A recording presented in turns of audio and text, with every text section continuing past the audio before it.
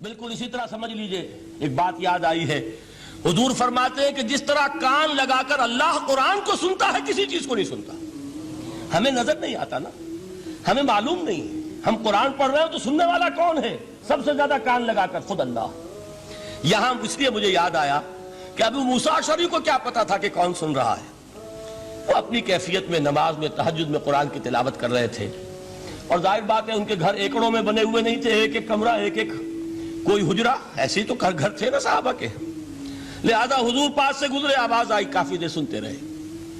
اس کے بعد آپ تشریف لے گئے، صبح فجر میں ملاقات ہوئی تو حضور نے تحسین کے انداز میں فرمایا، یا ابا موسیٰ انک قد اوتیت مزمارا من مزامیر آل داؤد، اے ابو موسیٰ تمہیں تو آل داؤد کے سازوں میں سے ایک ساز اللہ نے عطا فرما دیا ہے۔ جس طرح حضرت داؤد لہن داؤدی مشہور ہے کہ جب وہ پچھلے پہر رات کو حمد کے ترانے الاپتے تھے، قرآن میں ہے کہ پرندے شامل ہو جاتے تھے ساتھ، اور پہاڑ وجد میں آتے تھے، پہاڑ بھی ان کے ساتھ شریک ہوتے تھے۔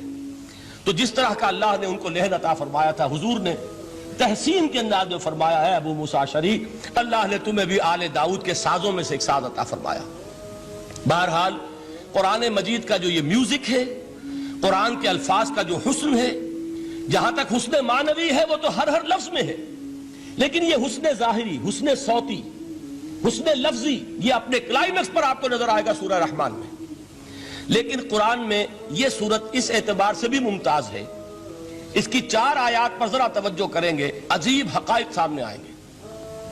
جہاں یہ قرآن مجید کے حسن صوت اور حسن لفظی کی معراج ہے، وہیں اس کی پہلی 4 آیات میں 4 چوٹی کی چیزوں کا ذکر ہے، سب سے اونچی چیزیں۔ پہلی آیت کیا ہے؟ الرحمن، ایک آیت ہو گئی۔ رحمان کیا ہے؟ اللہ کا نام ہے۔ کبھی آپ نے غور کیا اللہ کے ناموں میں سب سے پیارا نام کون سا ہوگا؟ رحمان۔ کیوں؟ اس کا مادہ کیا ہے؟ رحمت۔ ہمیں سب سے بڑھ کر جس چیز کی ضرورت ہے وہ کیا ہے؟ رحمت خدا بندی۔ نام اچھی طرح سن لیجئے اس حضور کے قول کو۔ حضور فرماتے کوئی شخص جنت میں مجرد اپنے عمل کی بنیاد پر داخل نہیں ہو سکے گا جب تک کہ رحمت خدا بندی دستگیری نہ کرے۔ کسی صحابی نے بڑی ہمت اور جرأت کا ثبوت دیا کہ پوچھ لیا، کیا حضور آپ بھی؟ جب آپ نے فرمایا کوئی شخص داخل نہیں ہو سکتا جنت میں محض اپنے عمل کی بنیاد پر جب تک کہ رحمت خدا بندی جو ہے وہ دستگیری نہ فرمائے۔ پوچھا گیا کیا آپ بھی؟ آپ نے فرمایا ہاں میں بھی۔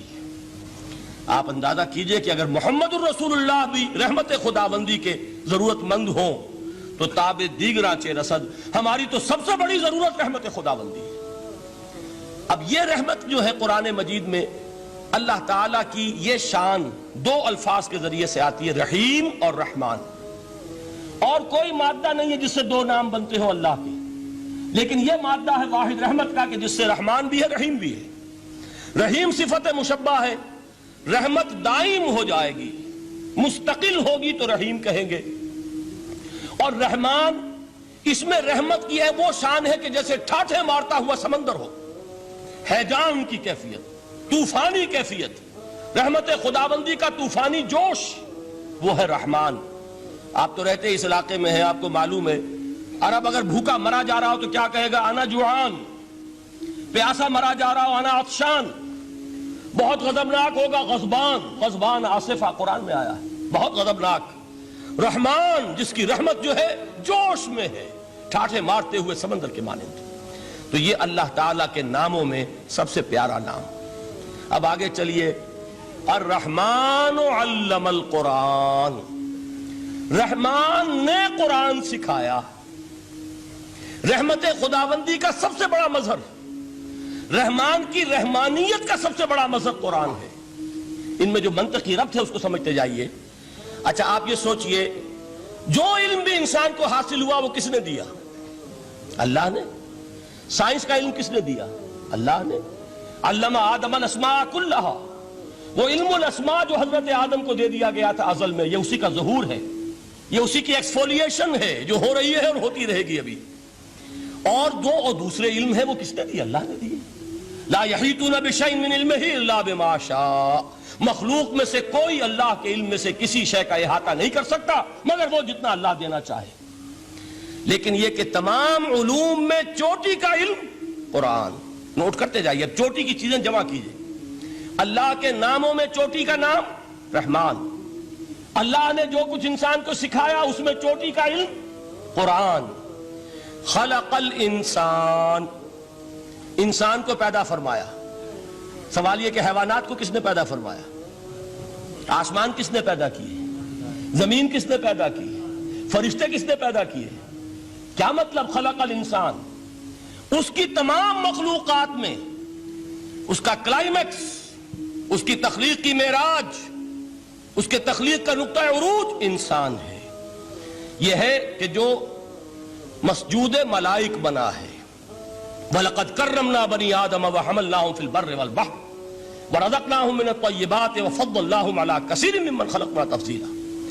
تو تخلیق میں سب سے اونچی تخلیق انسان کی، علموں میں سب سے اونچا علم قرآن کا، اللہ کے ناموں میں سب سے اونچا نام رحمان. اب آئیے چوتھی چیز، علمہ البیان، انسان کو بیان کی صلاحیت عطا فرمائی. کیا اور کوئی صلاحیت عطا نہیں کی؟ بینائی کس نے دی؟ اللہ نے. اسی طریقے سے سماعت کس نے عطا فرمائی؟ اللہ نے. کتنی فیکلٹیز ہیں، کتنے ایکسٹرنل آرگنز ہیں سینس کے، کتنے انٹرنل سینسز ہیں جو اللہ نے دیے ہیں. لیکن یہاں بھی سمجھ لیجئے جتنی فیکلٹیز ہیں ہیومن فیکلٹیز، ان میں ٹاپ کی فیکلٹی جو ہے وہ اسپیچ ہے، کلام ہے، بیان ہے. جن لوگوں نے میڈیکل سائنس کا مطالعہ کیا ہے وہ جانتے ہیں کہ یہ برین ہے، ہیومن برین، اس برین میں جو وہ اوپر ایک زرد سا مادہ ہوتا ہے، گرے میٹر، اس کی ایک کوٹنگ ہوتی ہے. یہ ہائیسٹ ایوالوڈ فارم ہے اور اس میں سب سے بڑا رقبہ جو ہے وہ سپیچ سینٹر کہلاتا ہے. اسی لیے انسان کو حیوان ناطق کہتے ہیں. حیوان کے اور انسان کے مابین امتیاز قائم کیا گیا، نطق، گویائی، بولنا. اب یہ کیا چیز ہوئی؟ انسان کی صلاحیتوں میں سے سب سے اونچی صلاحیت. 4 آیتیں ہو گئی نا. اللہ کے ناموں میں سب سے چوٹی کا نام رحمان. اس نے جو علوم پیدا کیے ان میں چوٹی کا علم قرآن. اس نے جو مخلوقات پیدا فرمائی ان میں چوٹی کی مخلوق انسان. انسان کو جو صلاحیت اور استعدادات عطا فرمائی ان میں چوٹی کی استعداد بیان. جمع کیجئے، نتیجہ کیا نکلے گا؟ وہ نتیجہ ایک حدیث نبوی کی شکل میں سامنے آتا ہے. پہلی حدیث میں نے یہی پڑھی تھی، اس کے راوی کون ہے؟ عثمان ابن عفان. میں حیران ہوتا ہوں وہ قافیہ یہاں بھی موجود ہے، رحمان قرآن، بیان انسان، عثمان عفان. باپ کا نام بھی اسی وزن پر ہے، عثمان ابن عفان. عن عثمان ابن عفان رضی اللہ تعالی عنہ قال قال رسول اللہ صلی اللہ علیہ وسلم. حضرت عثمان شہید مظلوم ذو النورین رضی اللہ تعالی عنہ فرماتے ہیں کہ اللہ کے رسول صلی اللہ علیہ وسلم نے فرمایا، خیرکم من تعلم القرآن وعلمہ. تم میں سے بہترین لوگ وہ ہیں جو قرآن سیکھیں اور سکھائیں. قوت بیان جو تمہاری ٹاپ فیکلٹی ہے، اس کا استعمال کسی گھٹیا کام کے لیے نہیں ہونا چاہیے. دیکھیں اردو میں محاورہ ہے کہ توپ سے مکھی نہیں ماری جاتی. توپ بنائی گئی ہے کسی بڑی شے کے لیے، مکھی مارنے کے لیے توپ استعمال نہیں ہوتی. یہ قوت بیان جو ہے، جو ٹاپ موسٹ فیکلٹی ہے ہیومن، جو فیکلٹیز ہیں ان میں سے، اس کا استعمال بھی ٹاپ موسٹ ہونا چاہیے. قرآن کو بیان کرو. وہ جیسے کہ علامہ اقبال نے کہا ہے، بلکہ غالباً ان کے قبر پر آس پاس جو اشعار لکھے ہوئے ان میں سے ایک یہ بھی ہے، اگر یک قطرہ خونداری، اگر مشتے پرے داری، بیابامن تو آموزم طریق شاہ بازی را. اگر تمہارے اندر ایک قطرہ بھی خون کا ہے اور مٹھی بھر بھی پر اگر اللہ نے دیے ہیں تو میرے پاس آؤ کہ میں تمہیں شاہبازی کے طریقے سکھاؤں. اسی طرح جان لیجئے اگر اللہ نے قوت گویائی عطا فرمائی، اگر اللہ نے تمہیں حیوان ناطق بنایا، اگر اللہ تعالیٰ نے تمہیں یہ صلاحیت عطا فرمائی، اس صلاحیت کا مصرف دنیا کو نہ بناؤ، اس صلاحیت کا مصرف اللہ کے کلام کو پھیلانے پر اس کو صرف کرو.